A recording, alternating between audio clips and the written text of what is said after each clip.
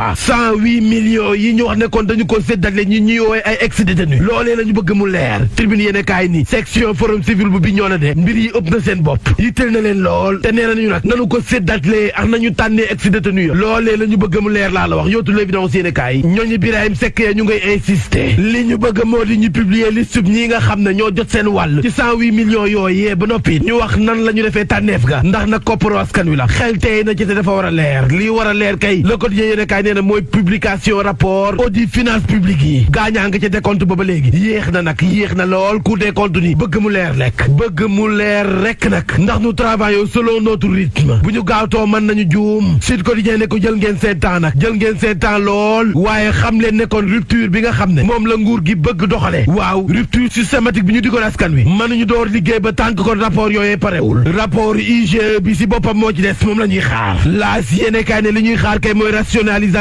des partis politiques les acteurs opinent du bonnet gaañaa nga ca tànk ya de kay xoolaat doxalinu parti politique yi wàññi lim nga ñu avancé yootu source a Sénégal mi ngi ci yoonu pare de kay mi ngi ci yoonu dem laa la wax avancé ndax léegi génn nañu ko ci liste réew yi nga xam ne ñoo gën a dellu ginnaaw les moins avancés yéene kaay bi nekkoon Sénégal ak Cambodge am nañu juróomi at ngir ñu mën a matale bokk ci ñi ñu retiré ci liste des pays les moins avancés le public quotidien ni kon avancé googee de mënoon nañ ci boole nag taxawu sunu sénégalais yi nekk ci biti réew moodu yi ak faatu yi sonn nañu sa Madrid Abdoulaye sa Alcala la nekk nee na juróom benn weer a ngi nii mënuñoo dem mënuñoo dikk dañu leen tënk laa la wax sonn nañu nanu leen jàppale ndax la sénégalais yi dund foofee metti na li metti kay mooy faatuku jaari saw critique yéene kay ne kon police def na ci liggéey bu mucc ayib laa la wax mujj nañu teg loxo waaja